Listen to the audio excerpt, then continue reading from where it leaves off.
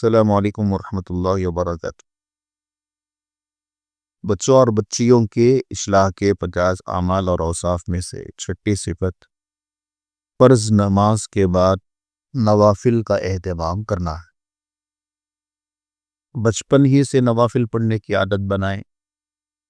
فجر اور عصر کی نماز کے علاوہ ظہر، مغرب، عشاء میں فرائض اور سنتوں کے بعد نوافل پڑھنے کا اہتمام کرو۔ جو اہتمام سے نوافل پڑھتا ہے، کثرت سے نوافل پڑھتا ہے، وہ اللہ کا محبوب بن جاتا ہے۔ ایسے شخص سے اللہ تعالیٰ محبت کرتے ہیں۔ صحیح بخاری کی روایت ہے، نبی کریم صلی اللہ علیہ وسلم نے ارشاد فرمایا کہ اللہ رب العزت ارشاد فرماتے ہیں، میرے بندے کا میرے فرائض کے ذریعے میرا قرب حاصل کرنا مجھے سب سے زیادہ پسند ہے، اور میرا بندہ نوافل کے ذریعے میرے قریب ہوتا رہتا ہے، یہاں تک کہ میں اس سے محبت کرتا ہوں۔ جب میں اسے محبت کرتا ہوں تو میں اس کا کان بن جاتا ہوں جس سے وہ سنتا ہے، اور اس کی آنکھ بن جاتا ہوں جس سے وہ دیکھتا ہے، اور اس کا ہاتھ بن جاتا ہوں جس سے وہ پکڑتا ہے، اور اس کا پاؤں بن جاتا ہوں جس سے وہ چلتا ہے۔ یعنی پھر انسان کے اعضاء و افعال سے ایسے اعمال سرزد ہوتے ہیں جو رب العالمین کی خوشنودی کا باعث بنتے ہیں۔ پیارے بچوں، ہمارے بزرگوں میں ایسے حضرات گزرے ہیں جو بڑے کثرت کے ساتھ نوافل پڑھتے تھے۔ مثلا امام ابو قلابہ رحمۃ اللہ علیہ، جن کا نام عبد الملک ابن محمد رقاشی ہے، ان کی والدہ نے حالت حمل میں خواب دیکھا کہ ان کے پیٹ سے ایک ہدہد پرندہ پیدا ہوا ہے۔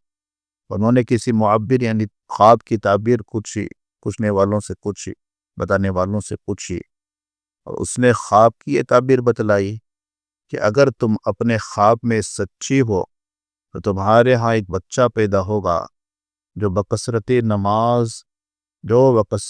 نمازیں پڑھے گا۔ پھر ان کے ہاں امام ابو قلابہ رحمۃ اللہ علیہ پیدا ہوئے۔ جب سے انہوں نے ہوش سنبھالا، روزانہ 400 رکعت نوافل پڑھتے تھے۔ امام ابو قلابہ رحمۃ اللہ علیہ 60,000 احادیث کے حافظ بھی تھے۔ اسی طرح بعض خواتین ایسی گزری جو بڑی کثرت کے ساتھ نوافل پڑھتی تھی۔ آج ہماری فرائض میں سستی ہے، جبکہ وہ دن رات عبادت میں گزارتی تھی۔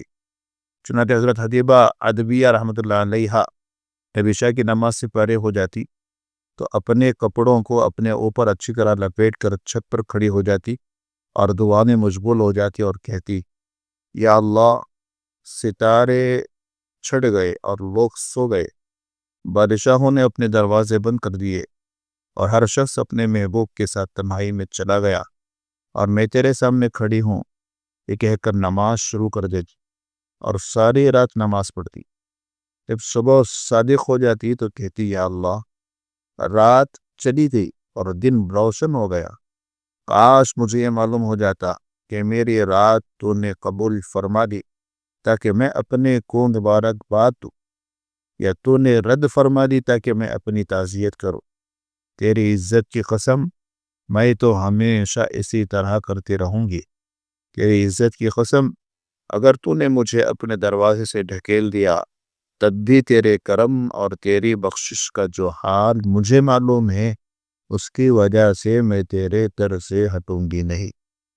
یہ تھا ہمارے اسلاف اکابرین اور بزرگان دین اور خواتین کے اندر بھی مزاج۔